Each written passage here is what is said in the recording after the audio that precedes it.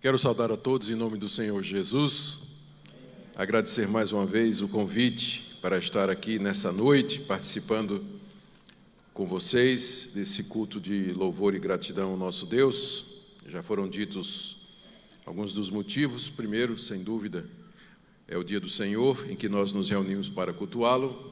Segundo, uma ocasião especial, aniversário da nossa denominação. E também foi mencionado o Dia dos Pais. Então, é um domingo festivo, damos graças a Deus por isso.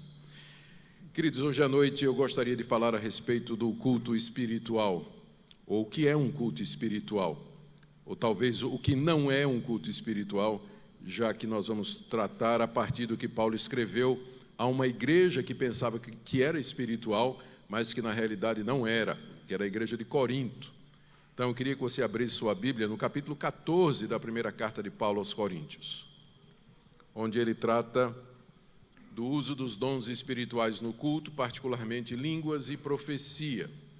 A minha preocupação não é tanto com a questão do dom de línguas ou do dom de profecia, embora nós vamos ter que tratar deles, mas os princípios que Paulo coloca aqui referentes ao culto, a partir dessa situação local da cidade de Corinto, da igreja na cidade de Corinto. Então, antes de fazer a leitura, deixe-me ambientar o texto para que a leitura fique mais fácil de ser compreendida. Paulo é o fundador da igreja de Corinto e não demorou muito tempo para que, já fora da cidade, plantando igrejas em outra região, ele recebeu informações de que as coisas não estavam indo bem na igreja que ele havia plantado. Então, chegaram informações de que a igreja estava dividida, havia facções dentro da igreja, grupos, eu sou de Paulo, eu sou de Apolo, eu sou de Pedro, eu sou de Cristo. Havia discussões entre os membros da igreja a respeito do que era melhor, ficar solteiro ou casar. Havia discussões a respeito da comida sacrificada a ídolos, se era lícito ao cristão comer a carne que tinha vindo de um animal morto num altar de um templo pagão. Os coríntios não conseguiam chegar a um acordo a respeito disso, e havia discussões e grandes discussões a respeito disso. Havia também questionamentos a respeito do segundo casamento, do divórcio e do segundo casamento. Paulo trata disso no capítulo 7 da sua carta. E havia também problemas morais na igreja. Havia um irmão que estava vivendo com a sua madrasta sexualmente, não estava vivendo com ela como se fosse sua esposa. Havia um irmão que estava processando o outro no tribunal da cidade por conta de algum negócio. Alguns cristãos ainda participavam dos festivais nos templos pagãos, e era uma igreja. Se você pensa que sua igreja é difícil, você devia ler a carta aos Coríntios para você ver o que era realmente uma igreja complicada. E quando havia até um grupo que não acreditava na ressurreição de Cristo de entre os mortos, Paulo trata disso no capítulo 15. Mas um dos problemas principais da igreja de Corinto, do qual Paulo tomou conhecimento, era a questão do culto. Porque, na verdade, no culto desaguam todas estas coisas. É no culto que você percebe a teologia da igreja, a vida espiritual da igreja, o nível de maturidade da igreja. Tudo que a igreja é, o que ela pensa, o que os seus membros são, se condensa, se resume, se expressa no culto. Então, uma igreja que tinha todos esses problemas só podia ter um culto complicado, não é? E, de fato, o culto na igreja de Corinto era complicado. Começava com um grupo de mulheres que queria participar do culto sem usar o véu, como era costumeiro nas igrejas daquela época. No Antigo Oriente, o véu simbolizava o papel de submissão da mulher, ou ao seu marido, ou ao seu pai, mas sempre num papel de submissão. O movimento feminista começou na SAF da primeira igreja presbiteriana de Corinto, quando as mulheres queriam tirar o véu, né, para participar do culto, como se estivesse se rebelando contra aquela posição de submissão que é ordenada nas Escrituras. Paulo, então, determina que a mulher, ela ore, ela profetize na igreja, mas que faça isso com o véu, que era símbolo de que ela estava debaixo da autoridade da liderança da igreja. Mas era uma confusão durante o culto. E também na hora da ceia havia igualmente um problema. A ceia era celebrada durante uma festa, que era chamada as festas de amor, e que você encontra registro delas na carta de Judas, por exemplo. Então, como Jesus celebrou, instituiu a ceia quando ele estava numa refeição com seus discípulos, no início da igreja cristã, as igrejas se reuniam no domingo para uma refeição, e no meio da refeição eles paravam, comiam pão e bebiam o cálice, celebrando a ceia conforme a orientação do Senhor. E era nessa ocasião que os irmãos levavam alimentos e compartilhavam entre si. O problema na igreja de Corinto é que muita gente atacava logo a comida, e os pobrezinhos, que tinham uma única chance por semana de ter uma refeição decente, às vezes ficavam com fome, não é? Porque o pessoal avançava e ficava lá comendo, e os pobres lá olhando sem condição. O pessoal bebia muito suco de uva, ficava todo mundo bêbado lá, né? De tanto suco de uva. E o problema era, na hora que chegava para celebrar a ceia do Senhor, não tinha ambiente. Tinha divisão, tinha gente reclamando do outro, tinha gente bêbada. E aí o apóstolo Paulo diz, lá em 1 Coríntios 11, não é a ceia do Senhor que vocês estão celebrando. Quem participa sem discernir o corpo, come e bebe juízo para si. Irmãos, esperem uns pelos outros. Todas aquelas orientações que nós conhecemos por conta da desvirtuação que era feita da ceia do Senhor durante o culto na igreja de Corinto. E o pior que havia no culto era uma ideia errada do que seria o sinal da presença de Deus no culto. Por alguma razão que nós não conhecemos exatamente, os coríntios haviam associado a espiritualidade ou a presença do Espírito Santo, a presença de Deus entre eles, a determinados dons espirituais, particularmente o dom de línguas e profecia. Esse dom estava muito presente nessa igreja.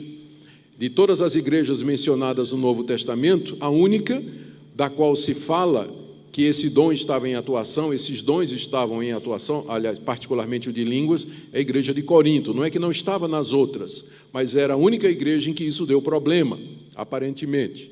Os coríntios pensavam que o dom de línguas era uma manifestação clara de que o Espírito Santo havia descido sobre a congregação. E não somente isso, mas também um dom de profetizar.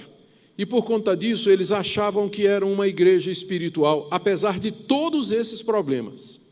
Apesar de todos esses problemas morais, doutrinários e de comunhão que eu mencionei, eles ainda achavam que era uma igreja espiritual, porque durante o culto haviam aqueles que falavam em línguas e havia aqueles que profetizavam. Então eles diziam, Deus está conosco, por conta dessas manifestações carismáticas.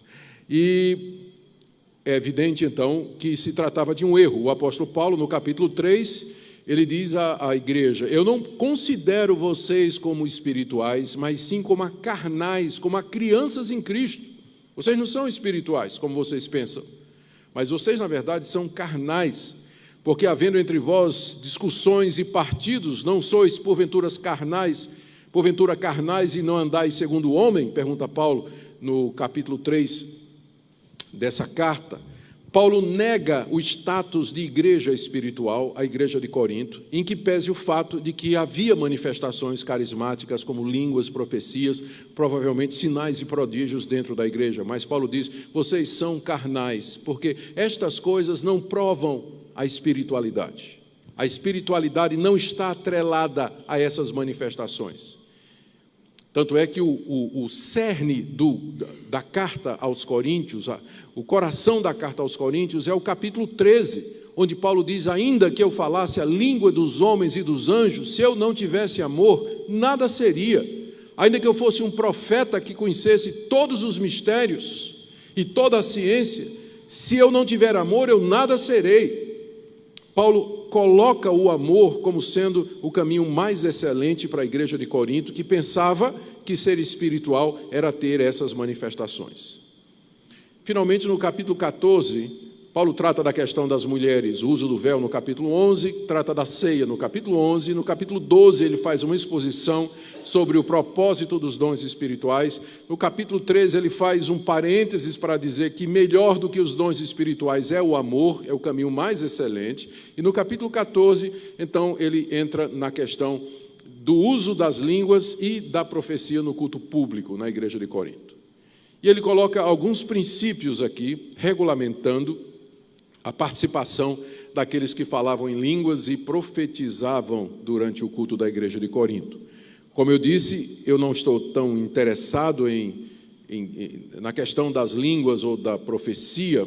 Essa é uma questão pacificada dentro da Igreja Presbiteriana do Brasil, mas eu estou mais interessado nos princípios que Paulo coloca aqui para resolver, para orientar aquela igreja que tinha essa visão errada a respeito do culto, pensando que era um culto espiritual simplesmente porque tinha essas manifestações, enquanto o resto da vida da igreja estava em frangalhos.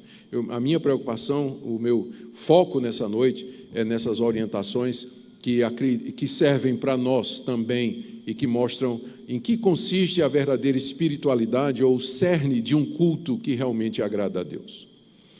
Então, como é um capítulo todo, né? São 40 versículos, eu irei lendo à medida que for fazendo a exposição para ganhar um pouquinho de tempo. Então, como eu disse, Paulo coloca aqui pelo menos 5 princípios que regulam a participação dos dons espirituais no culto. E o primeiro deles é que no culto, a prioridade tem que ser a edificação da igreja. No culto, a prioridade tem que ser para a edificação da igreja. Isso aí nós encontramos nos versos de 1 a 5 do capítulo 14, que eu leio agora. Segui o amor e procurai com zelo os dons espirituais, mas principalmente que profetizeis. Pois quem fala em outra língua não fala a homem, senão a Deus, visto que ninguém o entende, e em espírito fala mistérios. Mas o que profetiza fala aos homens, edificando, exortando e consolando. O que fala em outra língua, a si mesmo se edifica, mas o que profetiza edifica a igreja. Eu quisera que vós todos falasseis em outras línguas, muito mais, porém, que profetizasseis. Pois quem profetiza é superior ao que fala em outras línguas, salvo se as interpretar, para que a igreja receba edificação. Aqui nesses 5 versículos, o ponto do apóstolo Paulo é que a prioridade na igreja tem que ser para aqueles dons ou manifestações que edificam a igreja. Ele começa estimulando, então, os coríntios, no verso 1, a que buscassem profetizar. Se eles queriam dons espirituais, que eles escolhessem, então, aquele dom que trouxesse edificação para a igreja. E entre línguas e profecia, Paulo opta pela profecia, porque a profecia edifica a igreja. No verso 2 ele diz, quem fala em outra língua, só um detalhe, a palavra outra não está no original. Isso é um desserviço que foi feito pelos nossos tradutores, porque o que está no original é o que fala em língua. Ao colocar a palavra outra, dá a impressão de que aquelas línguas era glossolalia, blá, blá, blá, blá, blá, blá, blá, blá, blá. Quando, na verdade, toda a evidência do Novo Testamento é que as línguas faladas no período apostólico eram idiomas humanos falados no poder do Espírito Santo por quem nunca tinha aprendido a falar aquele idioma. E que, quando o Espírito Santo cessava de agir, a pessoa era incapaz de continuar falando. Então, não era blá, blá, blá, blá, blá, chupa bala house, mas era idioma, não é? Era um idioma, uma linguagem humana, desconhecida da pessoa que falava, mas que ela era capaz de falar no poder do Espírito Santo. Paulo diz aqui no verso 2, quem fala em língua, o outra, né, que foi introduzido aí, indevidamente na tradução em português, pode levar o leitor pode enviesar a percepção do leitor do que é realmente o dom de línguas, não é? Mas Paulo diz, quem fala em língua não fala a homem senão a Deus, visto que ninguém o entende e em espírito fala mistérios. A pessoa que está falando em línguas, a fala dela é entendida somente por Deus que entende todos os idiomas, especialmente quando não há na congregação quem o entenda. Ele fala a Deus, porque somente Deus o entende, e em espírito, pelo poder do Espírito Santo, ele fala mistérios não de coisas ocultas, mas o que ele está dizendo é mistério para a igreja, porque a igreja não sabe. Se eu, de repente, começasse a pregar aqui em holandês, pode ser que alguém entenda, não é? Mas vamos supor que eu começasse a pregar aqui em holandês, eu sei que minha esposa entenderia, começasse a pregar em holandês, então eu estava falando para Deus, porque só Deus entende, e eu estava falando mistério, porque você não sabe o que eu estou dizendo. Então, nesse sentido, Paulo diz no verso 3, contrasta com o dom de profecia, mas o que profetiza, ele fala aos homens, edificando, exortando e consolando, porque o profeta fala na língua do povo. E aqui a gente já vê que, por profecia, o apóstolo Paulo não se refere àquela prática de algumas igrejas em que se levanta um profeta no culto para adivinhar o que é que está errado na vida do irmão. Profetizar no Novo Testamento, nas igrejas locais, não era você descobrir e revelar o que é que estava errado na vida dos outros, mas era você trazer uma palavra da parte de Deus extemporaneamente. A diferença do mestre é que o mestre se prepara para pregar regularmente na igreja, o pastor mestre. O profeta, ele fala pelo impulso divino. Deus fala ao seu coração, Deus traz uma palavra ao seu coração, e ele traz uma palavra para a igreja que, veja só o verso 3, edifica, exorta e consola. Ou seja, ele não vai estar dizendo bobagem do tipo assim, não é? Deus está me revelando que aqui tem gente com dor de cabeça. Não é nada desse tipo, mas o profeta trazia uma palavra de exortação, edificação e consolo para a igreja. É o mesmo que pregação. A diferença é que era uma pregação que era feita impromptu, era feita pelo impulso do Espírito Santo, não planejado, enquanto que o pastor e mestre é aquele que prega regularmente na igreja, ele se prepara para isso. Então, é alguma coisa que Deus trazia na mente. Eu, por exemplo, quando prego, eu peço que Deus... eu agradeço a Deus porque Ele me deu o dom de mestre, e com esse dom eu estudei durante a semana, eu me preparei, mas quando eu vou pregar, eu peço que Deus também me dê o dom de profeta, ou seja, que durante a pregação Ele traga à minha mente alguma coisa que eu não vi durante o estudo, que eu não percebi durante a minha pesquisa, mas que Deus sabe que é bom para a igreja, e ali é o profeta falando. Então era isso que o profeta fazia. Ele não tinha nada dessas revelações que nós encontramos hoje no movimento de renovação carismático, pentecostal, neopentecostal. Por isso que Paulo diz, não é? No verso 4, que quem fala em língua, a si mesmo se edifica. Ou seja, mesmo que a pessoa que fala em língua não entenda o que ela está dizendo, mas existe uma edificação decorrente do fato que ela sabe que está sendo usada por Deus.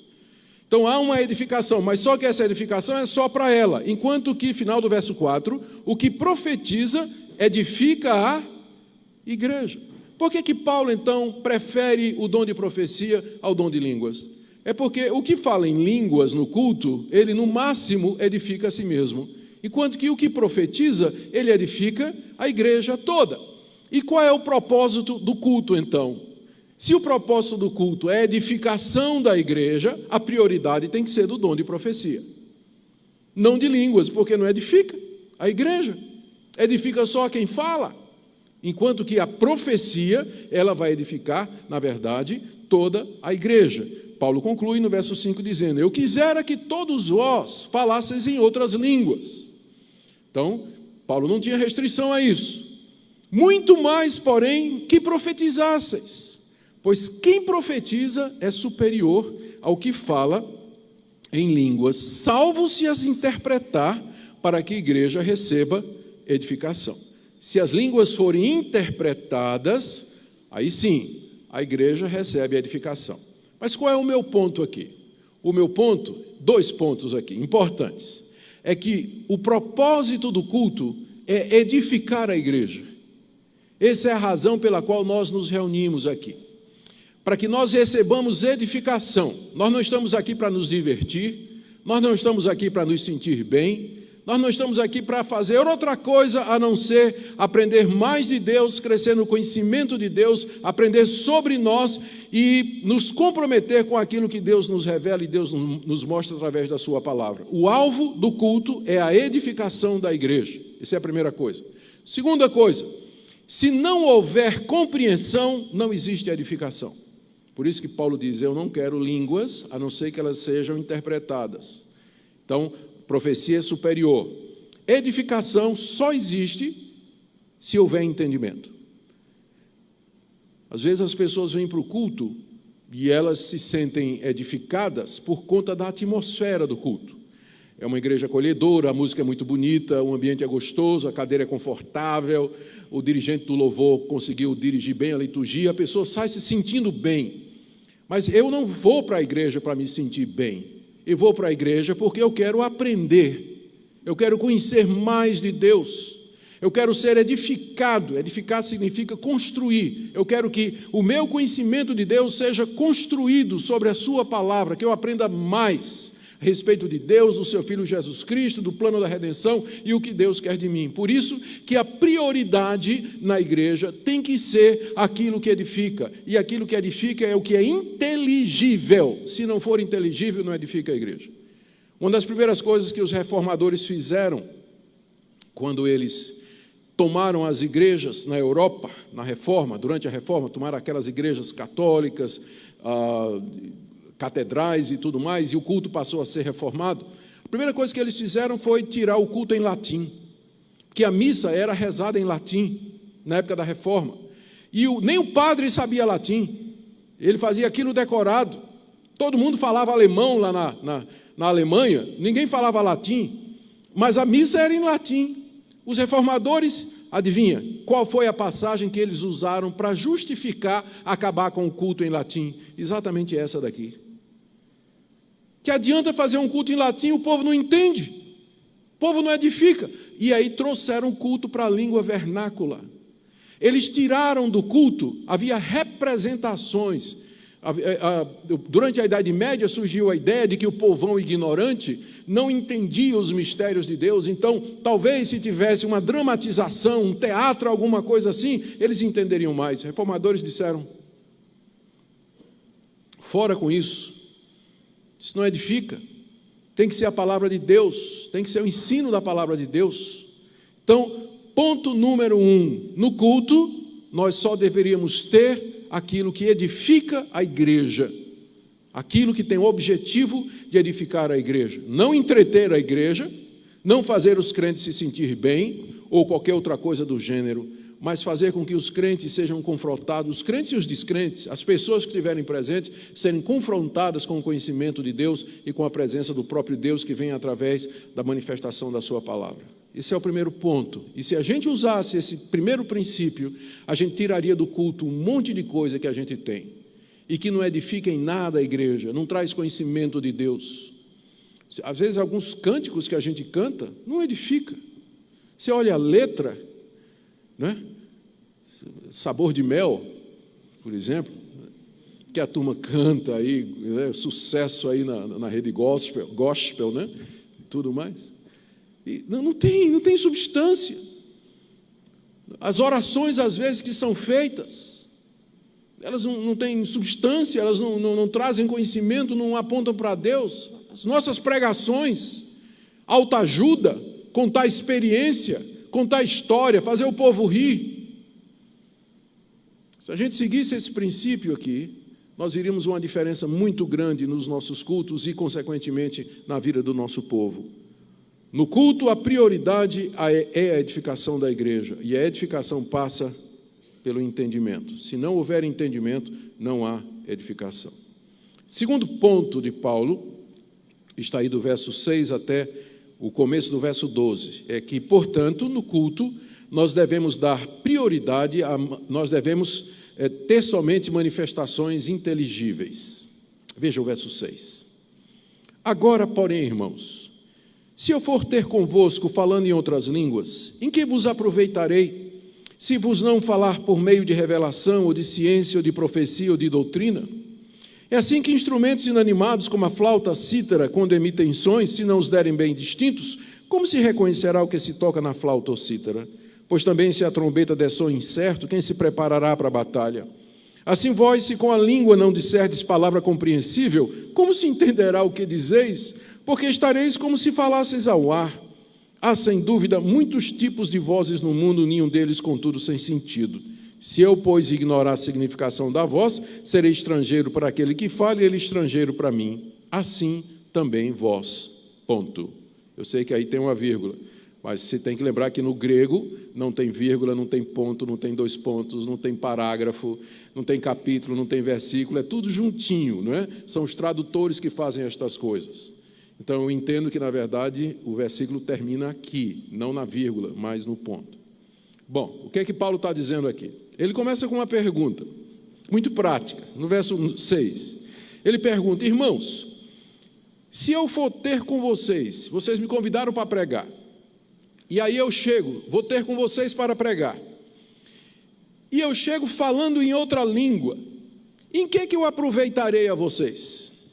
Paulo pergunta para a igreja de Corinto. Vamos supor que vocês me convidem para eu voltar aí, eu sou o fundador da igreja, vocês me convidam para voltar, festa de aniversário da igreja de Corinto, e aí eu vou pregar na igreja de Corinto, e chego lá e eu começo a falar em línguas.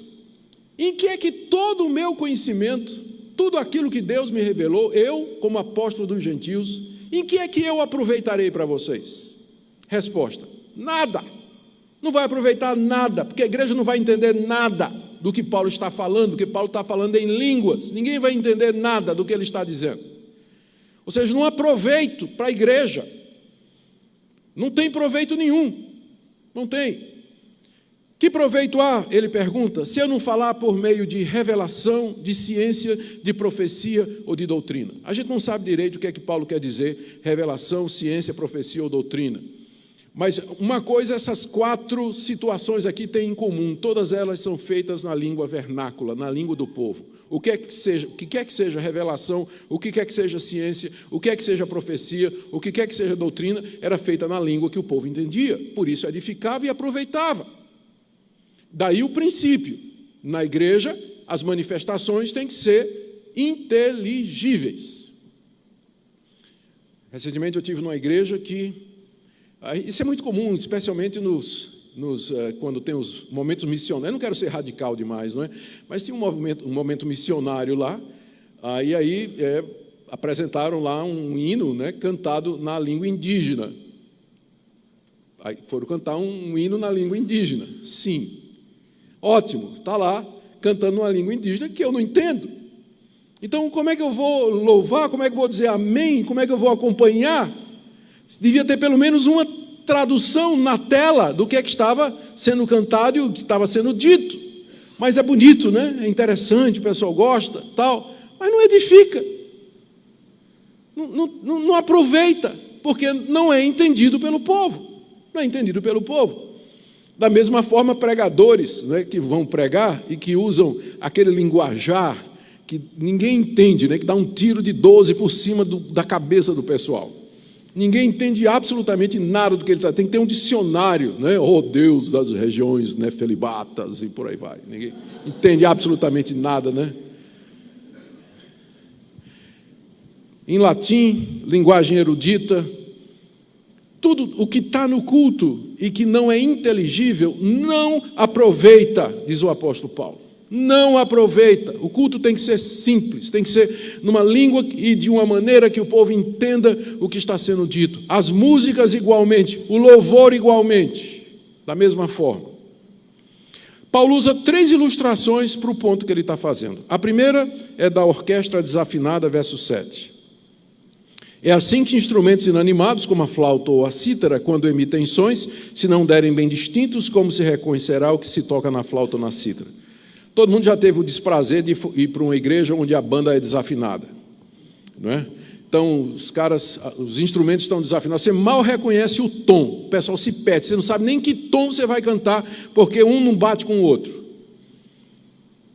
Como é que eu vou cantar ou acompanhar uma orquestra onde os instrumentos não concordam entre si, onde eu não percebo a melodia, não estou seguindo a melodia? É a pergunta aqui do verso 7. Se instrumentos inanimados, flauta, cítara, emitem sons, se não derem bem distintos, se não ficar claro o tom, a melodia, como se reconhecerá o que está sendo tocado? É a mesma coisa quando pessoas começam a falar em línguas na igreja. Eu não sei o que eles estão dizendo. Como é que eu vou acompanhar? Como é que eu vou seguir? Ou quando de repente está havendo alguma outra atividade, eu prego em muitas igrejas Brasil afora, e em muitas que não são da igreja presbiteriana. Recentemente estive numa igreja onde foi apresentada uma coreografia infantil, com as crianças todas vestidas, com véu, andando de um lado para outro, a música tocando, e eu olhei e não entendi nada. O que eles eles estavam dizendo? O que é que aquilo transmitia? Qual era o conteúdo daquilo? Segunda ilustração de Paulo, verso 8. Se a trombeta der som incerto, quem se preparará para a batalha? Eu fiz o serviço militar quando era jovem, não é? Eu saí como segundo tenente da reserva. E eu me lembro quando eu entrei no quartel, Sargento Silva, baixinho assim. A tarefa do Sargento Silva era ensinar aos recrutas a ordem unida. Então, o que é que ele fazia? Ele colocava a gente tudo em posição e dava os comandos, não é? Em frente, marche, virar à direita, virar à esquerda, alto, e várias ordens que nós recebíamos e aprendíamos a fazer juntos. A gente ficava ouvindo a voz do Sargento Silva. Quando a gente aprendeu todas as ordens e comandos, Silva trouxe o cabo, que era corneteiro. O cabo trocava corneta. E a gente tinha que decorar o toque da corneta, porque a cada toque correspondia uma ação. Então, eu não me lembro mais, isso já faz muitos anos, mas era coisa assim, um toque longo e um breve, né, acelerado. 2 toques breves, para. Toque longo, breve e um curto, virar à direita, qualquer coisa. A gente aprendia a decorar. Por que isso? Porque numa batalha, no meio do tiroteio, no meio de bomba e tudo mais, se o capitão quiser que a gente avance, não adianta ele gritar que não vai ouvir, mas nós vamos ouvir o berro da corneta. Agora imagine que num combate, em pleno combate, o capitão diz, toca avançar, e o cabo se confunde e toca recuar. Ou o contrário, que é pior ainda, né? Imagina uma situação dessa. Se a trombeta der som incerto, quem se preparará para a batalha? Você está falando em línguas na igreja, o que é que meu Deus está dizendo? Eu não estou entendendo o que Ele está dizendo, Ele está mandando eu avançar, está mandando eu recuar, está mandando fazer o quê? O que é que Ele quer de mim? Não estou entendendo, irmão, o que é que você está dizendo quando você está falando em línguas. Como é que eu vou me preparar para a batalha? Como é que eu vou me preparar para a batalha? Se eu não entendo o que você está dizendo. Ou se você está tentando no culto fazer alguma coisa de uma forma ininteligível para mim, dançando, plantando bananeira, fazendo o trenzinho de Jesus ou qualquer outra coisa, que eu não entendo, não vejo, não sei o que é. Como é que eu vou me preparar para a batalha se eu vou para a igreja e eu não entendo nada? Não recebo edificação, não tem palavra, não tem orientação clara de Deus para a minha vida? Terceiro exemplo de Paulo está no verso 9.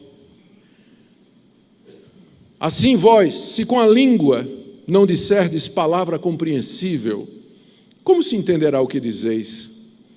Porque estareis como se falasseis ao ar.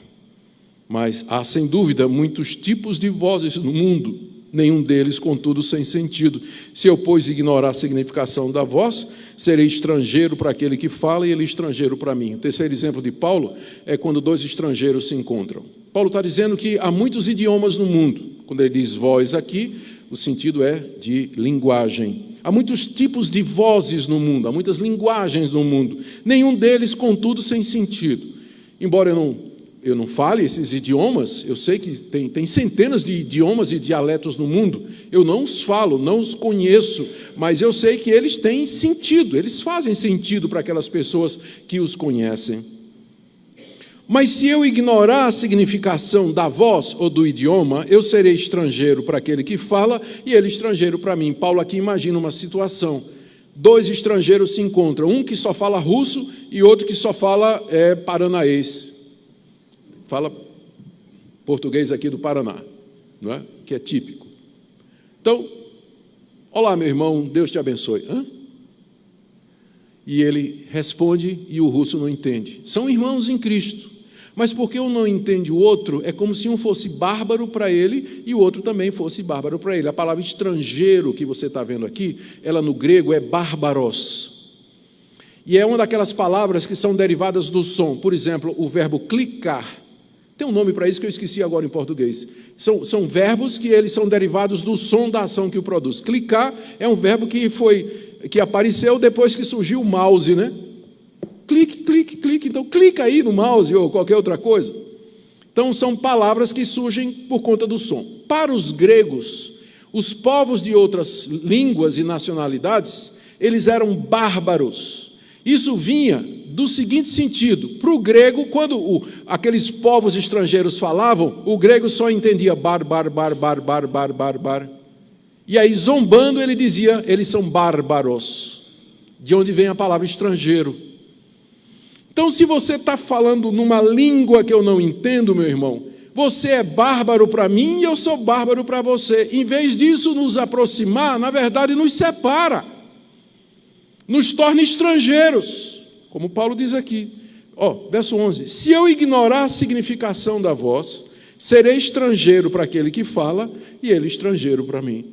Então, longe de unir a igreja, as manifestações ininteligíveis dividem a igreja e separam a igreja, como dois bárbaros que se encontram e um não fala a língua do outro. Assim também vós, diz Paulo no início do verso 12, assim vai ser com vocês também, se de repente todos vocês começam a falar em línguas que ninguém entende. Aqui está o segundo ponto, que eu espero que tenha ficado muito claro. O primeiro ponto foi que a prioridade no culto é a edificação da igreja, e que isso é feito através de manifestações inteligíveis. Daí vem um segundo ponto, que é decorrente do primeiro, que no culto, somente manifestações inteligíveis deveriam ser admitidas. Exemplo da orquestra, exemplo do cabo corneteiro e exemplo dos dois bárbaros que se encontram para mostrar como é infrutífero, que é fútil a tentativa de falar em línguas no meio da igreja com o objetivo de edificá-la. Terceiro ponto do apóstolo Paulo, vai aí do verso 12, final do verso 12 até o verso 17, e é um ponto muito importante. Aqui Paulo vai dizer que a espiritualidade no culto não exclui o envolvimento da mente. Isso é um ponto importante para nós também, porque hoje em dia é muito comum você ouvir nessas igrejas que têm um conceito errado de culto e de espiritualidade, de que para você de fato adorar a Deus, você tem que abrir sua mente, não é? A letra mata, o Espírito edifica. Onde há o Espírito do Senhor, há liberdade. Se entregue, meu irmão. Vá no ênfase, no emocional, no êxtase para adorar a Deus. Não precisa pensar em doutrina. Doutrina é seco. Teologia mata, desidrata a pessoa, né? Seca a sua alma. Estudar demais. Não, meu irmão. Sente a presença de Deus fluir, de Deus fluindo no meio de você. Já ouviram isso? Qual o problema com isso? É que faz uma dicotomia entre as nossas emoções e a nossa mente. Como se Deus tivesse só criado as emoções e não fosse Ele que tivesse nos dado a capacidade de pensar, de raciocinar e de discernir. Paulo aqui, ele junta as duas coisas no que ele diz, final do verso 12 até o verso 17. Ele diz assim: visto que desejais dons espirituais, a igreja de Corinto queria, né, dons espirituais, Paulo diz: procurai progredir para a edificação da igreja. Vocês querem dons espirituais? Tudo bem. Procurem progredir nesse assunto, mas visando a edificação da igreja. Verso 13: pelo que o que fala em língua deve orar para que possa interpretar. Então, se você fala em língua, progrida. Ore para que Deus lhe dê alguém que interprete aquilo que você está falando, porque se não tiver interpretação, não edifica a igreja conforme está demonstrado. Como ele diz em seguida no verso 14: porque se eu orar em língua, diz Paulo, o meu espírito ora de fato, mas a minha mente fica infrutífera. Por quê? Porque ele não entende o que ele está orando. O que farei, pois? Orarei com o espírito, mas também orarei com a mente. Cantarei com o espírito, mas também cantarei com a mente. E se tu bendisseres apenas em espírito, como dirá um indouto o amém depois da tua ação de graças, visto que não entende o que dizes? Porque tu de fato dás bem as graças, mas o outro não é edificado. O que Paulo está fazendo aqui é dizendo para a igreja: vocês querem progredir? Vocês querem ser de fato espirituais? Então, o caminho a fazer é o seguinte: você ore para que na igreja Deus conceda a alguém o dom de interpretar as línguas que você está falando, para que a igreja receba edificação. Porque se eu oro, em línguas, em espírito, pelo poder do Espírito Santo apenas, a minha mente fica infrutífera. Mais uma vez voltamos para aquele ponto. Uma mente infrutífera, ou seja, uma mente que não deu fruto. Um entendimento que não foi abençoado, que não foi esclarecido. Um saber que não foi aperfeiçoado. Entrou na igreja e saiu do mesmo jeito. A mente ficou infrutífera. Por quê? Porque não houve manifestações claras, diretas, objetivas, práticas da palavra de Deus dirigidas ao entendimento. Cultos que são voltados somente para o emocional, para o êxtase, para levar o povo a uma espécie de frenesi, para fazer o povo se sentir bem, enquanto que o intelecto, a mente, que deveria ser alimentada com as palavras de Deus, passa longe. Já fui em cultos que duravam 2 horas, 1h30 era de testemunho, era de louvor, adoração, não sou nada contra isso. O problema é que no fim, às vezes o pessoal diz: pastor, o senhor tem 10 minutos para trazer uma reflexão aí para o pessoal. Eu não prego menos de 50, né? Aí você já viu o problema que eu passo em algumas igrejas que eu vou. Então eu já aviso antes quando me convidam, eu prego 50 minutos a 1 hora. Exposição bíblica. Então, geralmente eu digo para o pessoal que me convida, né? O pastor não avisou vocês não, né? Não, então lamento.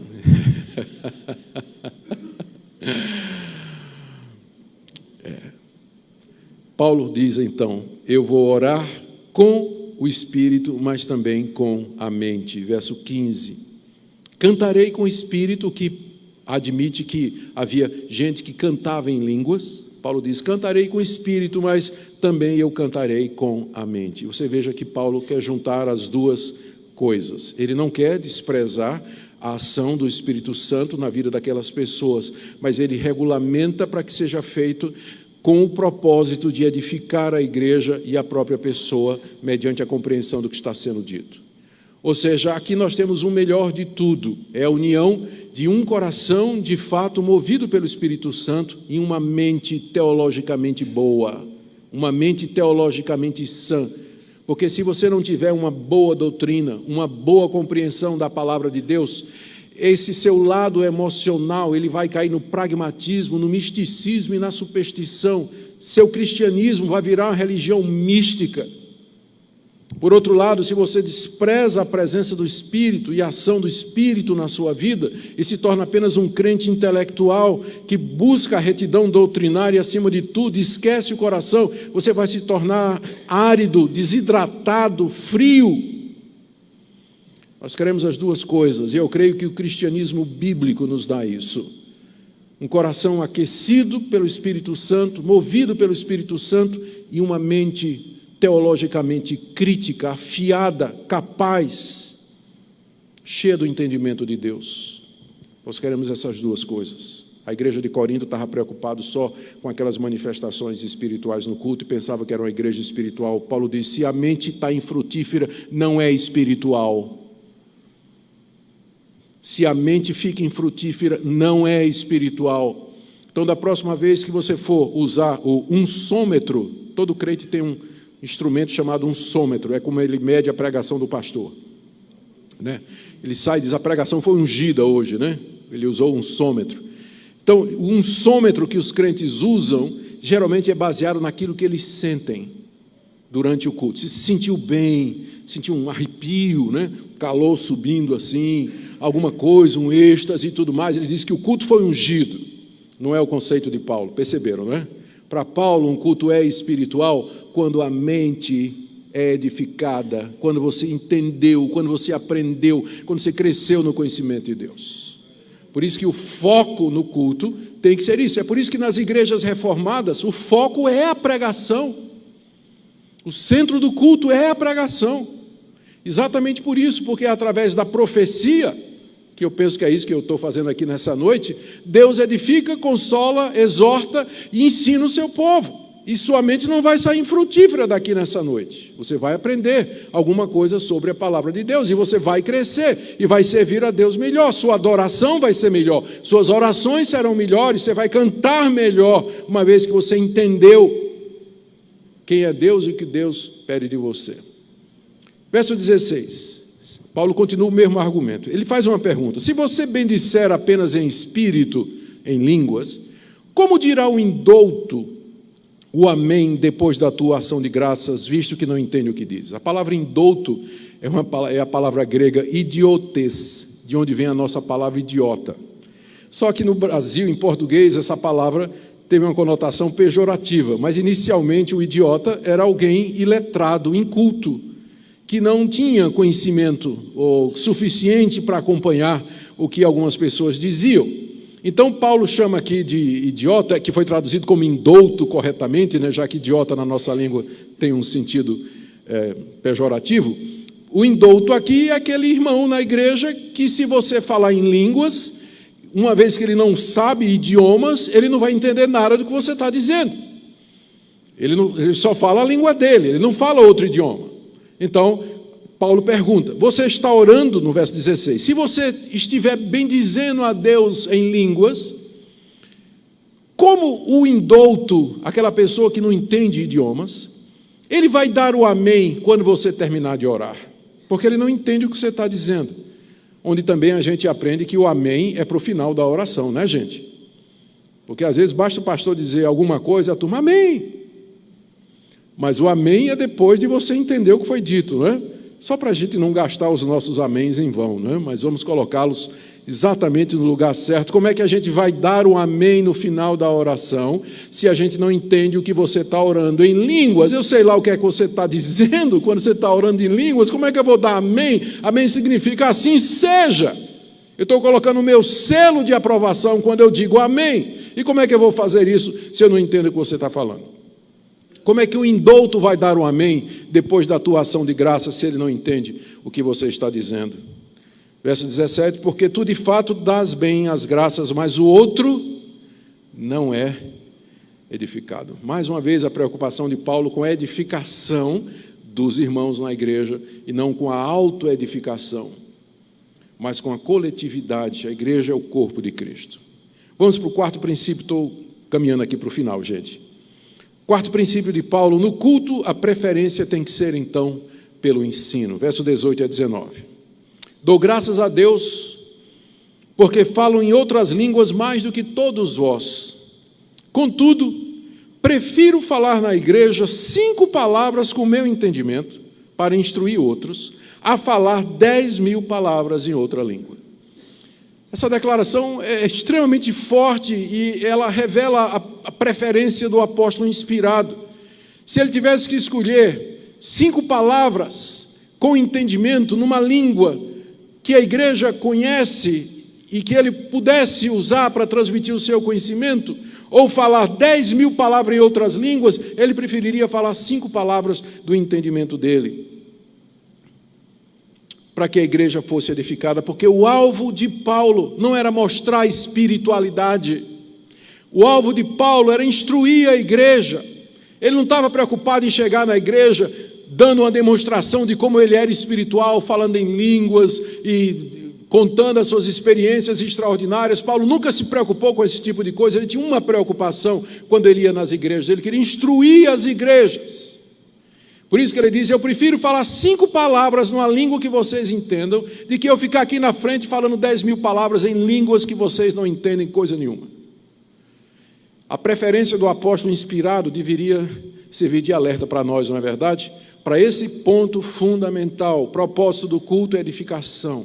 A verdadeira espiritualidade no culto não se mede pelas emoções, mas pela boa teologia, boa doutrina, a palavra de Deus que foi ensinada. Paulo prefere dessa forma, o que já deveria ser uma lição para nós. Quinto e último ponto, do verso 20 até o verso 25.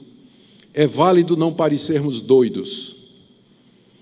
Acompanhe comigo do verso 20 a 25. Irmãos, não sejais meninos no juízo. Na malícia, sim, sede crianças. Quanto ao juízo, sede homens amadurecidos. Na lei está escrito: falarei este povo por homens de outras línguas e por lábios de outros povos, e nem assim me ouvirão, diz o Senhor. De sorte que as línguas constituem um sinal não para os crentes, mas para os incrédulos. Mas a profecia não é para os incrédulos, e sim para os que creem. Se, pois, toda a igreja se reunir no mesmo lugar, e todos se puserem a falar em outras línguas, no caso de entrarem doutos ou incrédulos, não dirão porventura que estáis loucos? Porém, se todos profetizarem, e entrar algum incrédulo ou indouto, é ele por todos convencido e por todos julgado. Tornam-se-lhe manifestos os segredos do coração, e assim, prostrando-se com a face em terra, adorará a Deus, testemunhando que Deus está de fato no meio de vocês.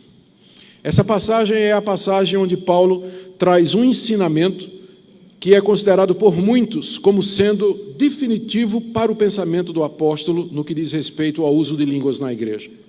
O que Paulo está dizendo aqui é que as línguas, elas têm um significado do juízo de Deus sobre incrédulos e que, portanto, os coríntios deveriam ser cautelosos em ver esse dom como sendo o dom mais precioso e o dom que mais expressava a presença do Espírito Santo no meio deles.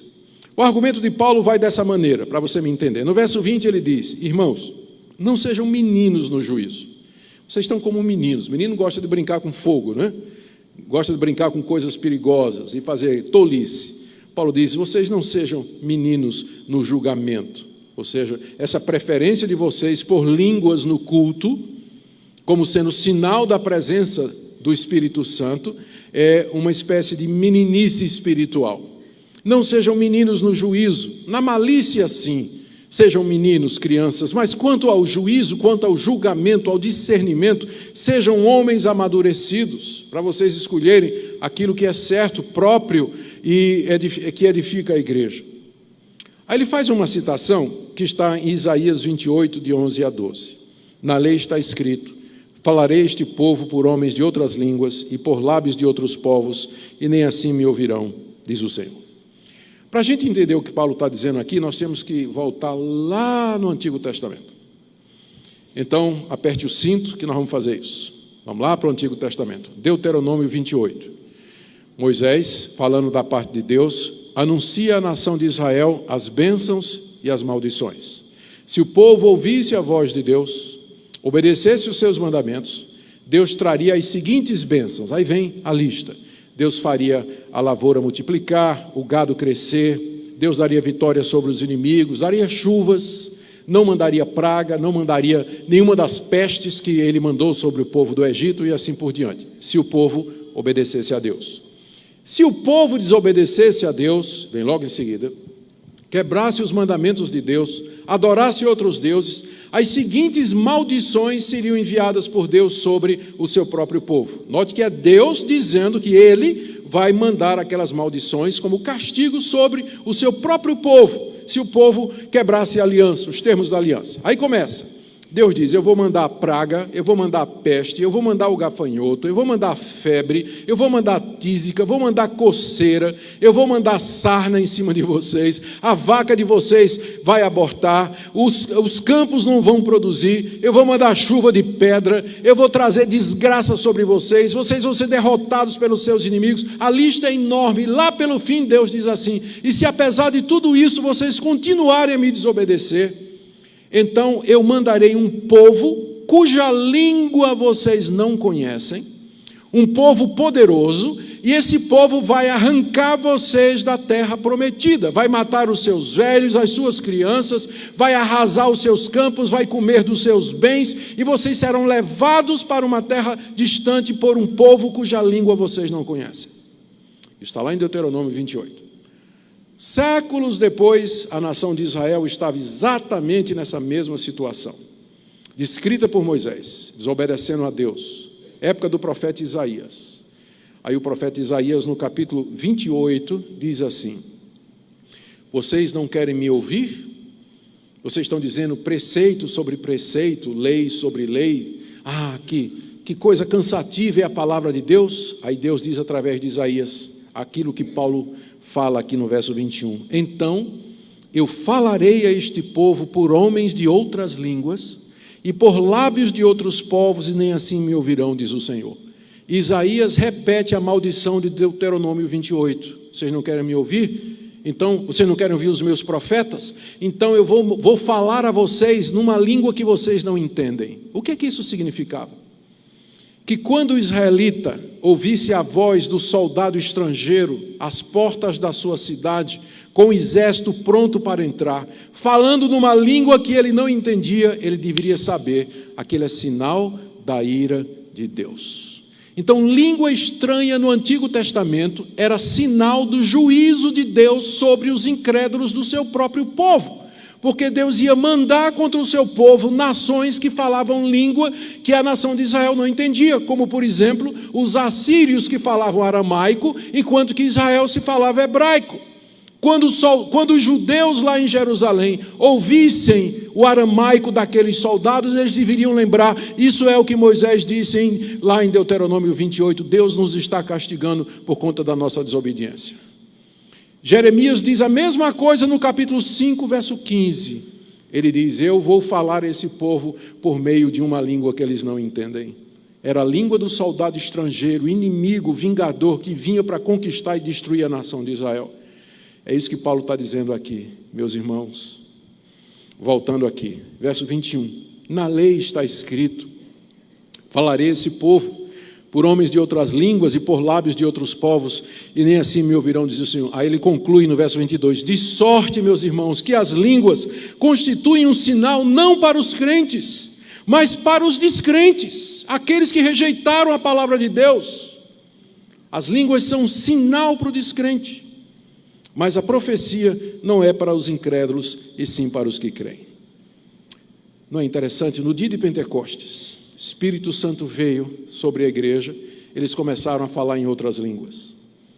Na hora, tinha vários significados ali.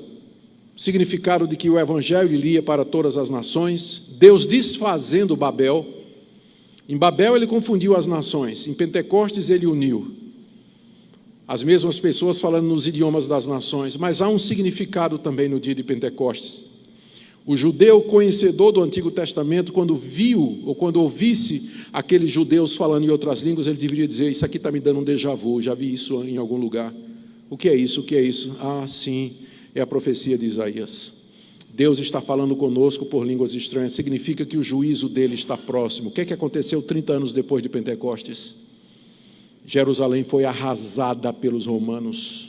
Cercaram Jerusalém, derribaram os seus muros, mataram os judeus, derrubaram o templo e levaram os demais prisioneiros. Pentecostes era aviso do juízo de Deus contra a nação de Israel, porque havia renegado o Messias. É isso que Paulo está dizendo aqui. A língua é um sinal para os incrédulos e não para os crentes. O sinal para os crentes é a profecia, diz o apóstolo Paulo. E aí ele ilustra. Ele traz uma ilustração. Ele diz, imagina, irmãos, verso 23. Se toda a igreja se reunir no mesmo lugar e todos puserem a falar em línguas, no caso de entrar indoutos ou incrédulos, não dirão porventura que estáis loucos? Vamos imaginar que todo mundo aqui comece a falar em línguas, né? Entra um indouto, entra um incrédulo ali, ele vai olhar e dizer, entrei no hospício, está todo mundo louco aqui. E ele vai embora. Ou seja, a língua é um sinal para o incrédulo, de juízo, serve de juízo para ele. Mas, Paulo diz, verso 24, se todos profetizarem, trouxerem a palavra de Deus, se entrar algum incrédulo ou indouto, é ele por todos convencido e por todos é julgado, tornam-se manifestos os segredos do seu coração, e assim, prostrando-se com a face em terra, adorará a Deus, testemunhando que Deus está de fato no meio de vós. O incrédulo entra, a profecia está sendo dada, a palavra está sendo ensinada, está sendo pregada, aquela palavra que é mais afiada do que espada de dois gumes, que penetra lá no coração. O pensamento e a intenção do incrédulo é discernido, e ele diz, Deus de fato está aqui. Ou seja, não é pelas línguas que você vai chegar à conclusão de que Deus está aqui, mas pela profecia, pela palavra de Deus discernindo os corações, você então admite, Deus de fato está aqui. Os pastores sabem do que eu vou falar. Quantas vezes, fim de um culto, é isso, pastor? A gente está lá cumprimentando o pessoal e chega uma pessoa que eu não conheço e diz, o senhor descreveu minha vida toda hoje à noite. Parece que durante a semana o senhor estava lá detrás da porta da minha cozinha, vendo tudo que estava acontecendo na minha casa, tudo que aconteceu, o que se passou. Eu nunca nem vi a pessoa, sei nem quem é. Mas Deus me falou hoje à noite, o Senhor estava falando para mim, essa palavra foi exatamente para mim. É isso que a profecia faz, é isso que a palavra de Deus faz. E é isso que convence as pessoas que Deus está de fato aqui no nosso meio. Amém? Terminaram os argumentos de Paulo. Eu creio que tem ainda mais alguns minutinhos apenas para as orientações que Paulo dá para a igreja depois de ele ter explicado. Eu espero que esses pontos ficaram claros a respeito do que é um culto espiritual. O culto espiritual é um culto onde a centralidade é a palavra de Deus, onde nós saímos edificados, instruídos, alimentados, nossa mente sai frutífera, onde nós aprendemos mais a respeito do grande plano da redenção e podemos, a partir daí, servir a Deus e adorar a Deus melhor. Portanto, no culto, a preferência e a prioridade é para o que edifica, que tem que ser feito numa linguagem e de uma forma que todo mundo entende, porque esse é o objetivo de nos encontrarmos para sermos edificados na palavra de Deus. O que fazer então, irmãos? Orientações de Paulo do verso 26 em diante. Verso 26, que fazer, pois, irmãos, quando vos reunis? Um tem salmo, outro doutrina, esse traz revelação, aquele outra língua, ainda outra interpretação, ou seja, era uma bagunça. Paulo diz, irmãos, seja tudo feito para edificação. Quando vocês se reúnem, é uma confusão. Cada um fala, não tem ordem, não tem sequência. Então Paulo diz, eu vou colocar ordem agora no culto de vocês. Primeiro, com relação às línguas. Verso 27, no caso de alguém falar em outra língua, que não sejam mais do que 2, ou quando muito 3, e isso sucessivamente haja quem interprete. Mas não havendo intérprete, fique calado na igreja, falando consigo mesmo e com Deus. Paulo aqui não proíbe as línguas, mas ele fecha a torneira. Na igreja de Corinto, todo mundo falava em línguas ao mesmo tempo e não tinha interpretação, e eles pensavam que aquilo era espiritual. Parecido com hoje, não é? Não é muito similar ao que acontece hoje? Todo mundo fala em línguas, ou vários falam em línguas ao mesmo tempo e não há interpretação. Paulo diz, não. No caso de haver línguas, olha a regra. Primeiro, que não sejam mais do que 2, ou quando muito, 3. O Espírito Santo sabe contar. Quando é o quarto falando em línguas, já não é ele. Já não é ele. Ele está dizendo 2, no máximo 3. Se passar disso, não me peça para acreditar que é o Espírito Santo, porque ele diz que o máximo é isso aqui. Primeira regra, numérica, não é? São 2. São 2 para falar, excepcionalmente 3. E isso sucessivamente, não é ao mesmo tempo não. Fala um, depois fala outro, e excessivamente, não é? No caso excepcional, o terceiro, em ordem. E haja quem interprete, ou seja, fala um, interpreta. Fala o segundo, tem interpretação. Se tiver um terceiro, tem interpretação, parou. Acabou. É isso. É assim que funciona, diz o apóstolo Paulo. Não havendo intérprete, verso 28, fique calado na igreja, falando consigo mesmo e com Deus. Uma vez eu estava pregando numa igreja presbiteriana, muito tempo atrás. E no meio do culto, de repente, levantou uma senhora e começou a falar em línguas. Eu parei. Quando ela terminou, eu perguntei, alguém interpreta? Não. Disse, minha irmã, a senhora se sente, fique calada, por favor. Porque se isso de fato viesse de Deus, você teria alguém que interpretasse o que a senhora está dizendo, para que a igreja receba a edificação. Acho que ela não gostou muito. Também não foi agradável dizer o que eu disse. Mas ou a gente faz isso, ou o pessoal nunca corrige e nunca aprende a cultuar de acordo com a palavra de Deus. Fala um, traduz. Fala 2, traduz. Pronto. Se não tiver intérprete, não fala ninguém. Porque língua sem interpretação não pode haver no culto, como Paulo mostrou aqui com muita clareza, porque não edifica a igreja. Essa é a orientação dele. Agora os profetas, verso 29. Tratando-se de profetas, falem apenas 2 ou 3, e os outros julguem. Porque o profeta do Novo Testamento, das igrejas, não são os mesmos profetas como Isaías, Jeremias, Ezequiel e Daniel, inspirados, infalíveis nos seus pronunciamentos. Como eu disse, eles traziam mensagens e exposições da palavra de Deus extempore. Por isso, quando o profeta falava, a igreja tinha que julgar se o que ele estava dizendo está de acordo com a palavra de Deus. Então, Tratando-se de profetas, falem apenas 2 ou 3, e os outros, os membros da igreja, não é, julguem se aquilo que o profeta está dizendo está de acordo com a palavra de Deus, não é para receber acriticamente. Hoje em dia, os assim chamados profetas, né, trazem uma palavra para a igreja, e se alguém questiona, quem és tu para questionar o servo do Senhor? Né? Quem és tu? Não levante a mão contra o ungido do Senhor. Já ouviu isso? Muito contrário ao que Paulo está dizendo aqui. O profeta tem que ser julgado se o que ele está dizendo está de acordo com a palavra de Deus, sim ou não. O crente protestante reformado, ele tem uma mentalidade crítica no bom sentido, ele não engole qualquer coisa não, inclusive do que o seu pastor está dizendo. Eu encorajo os membros da minha igreja, se eu disser alguma coisa, se eu expor a palavra de Deus em alguma coisa que não está de acordo com as Escrituras, vocês não têm que me obedecer não, vocês não têm que me ouvir não, você tem mais é que depois me procurar e dizer, pastor, isso aqui está errado. E hoje em dia é muito fácil, porque eu estou pregando e a turma está nos grupos de WhatsApp, né, lá da igreja, tudo assim, trocando mensagem. O pastor disse isso, confere aí. Pastor citou pregador fulano de tal. Já vai na internet, procura o link, tal, e quando eu saio para comentar, o pessoal já está dizendo, ó pastor, o senhor disse uma coisa aqui, mas não é bem assim que o senhor está falando, não. Maravilhas da tecnologia, né? A gente sabe que enquanto a gente prega, então o mundo está pregando com a gente, né? Todo mundo está acompanhando o que a gente está falando. E aí a responsabilidade só aumenta. Então, falem e os outros julguem. Se vier revelação a um que esteja sentado, a revelação aqui é simplesmente um impulso, toque do Espírito Santo, para que a pessoa traga aquela palavra extempore para a igreja. Se vier revelação a alguém que esteja sentado, cale-se o primeiro, porque todos podereis profetizar, um após o outro, para todos aprenderem e serem consolados. Veja que profecia é ensino, para todos aprenderem e serem consolados. Os espíritos dos profetas estão sujeitos aos próprios profetas, porque Deus não é de confusão e sim de paz. Porque algum profeta pode dizer assim, Deus me revelou, eu tenho que falar. Não, irmão, mas já falaram 3, a cota de profeta no culto já encerrou. Não, meu irmão, o espírito do profeta está sujeito ao profeta, você tem domínio. Não vem em nome de Deus dizer que Deus te mandou fazer uma coisa e que você foi assim arrastado, porque os espíritos dos profetas estão debaixo do domínio do profeta. Você pode se controlar. Fruto do espírito é domínio próprio. É domínio próprio. Verso 33, Paulo regulamenta.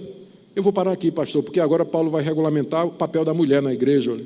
Como em todas as igrejas dos santos, conserve-se as mulheres caladas na igreja. É melhor parar aqui, porque eu quero ir para Foz do Iguaçu em paz amanhã. Sair vivo da igreja.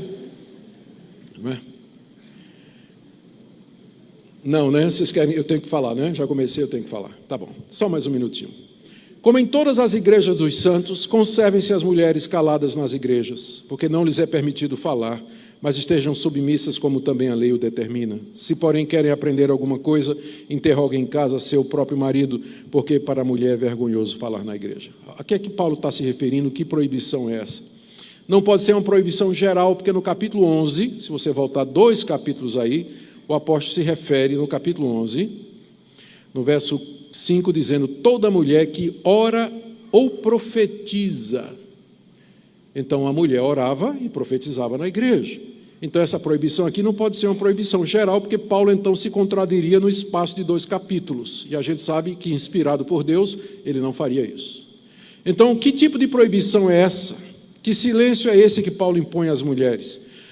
Como sempre, a regra de interpretação mais básica é que um texto se entende melhor à luz do seu contexto imediato. O que é que Paulo tratou imediatamente antes? Do julgamento dos profetas.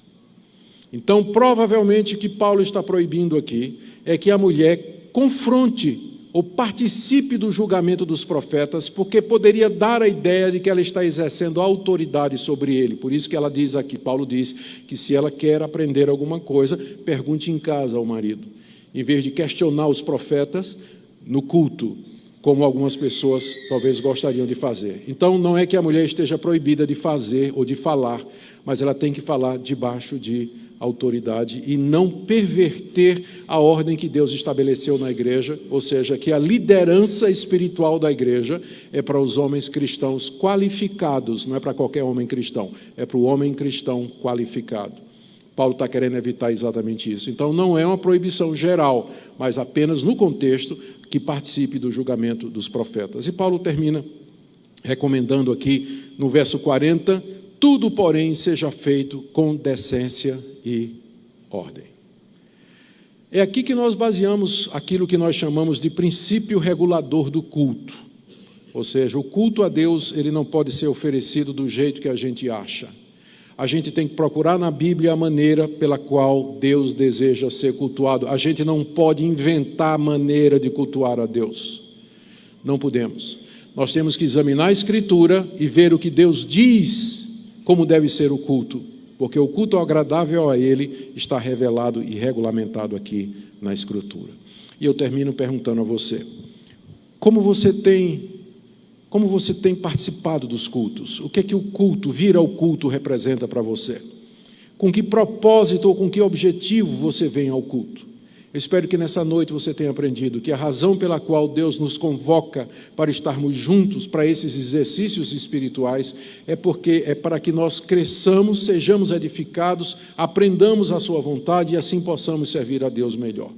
Eu espero que você também tenha aprendido que espiritualidade não é êxtase, não é transporte, sair de si, um emocionalismo fervente que não é contra a Bíblia, sem dúvida nenhuma, mas que não vale nada se não há instrução, se não há, de fato, aprendizado bíblico. Essas coisas não têm valor nenhum se não for como resultado da palavra de Deus. Eu espero que Deus, nessa noite, haja falado ao seu coração e que você tenha sido edificado nessa noite. Assim é a nossa oração e o nosso desejo. Muito obrigado, irmãos, pela paciência de vocês.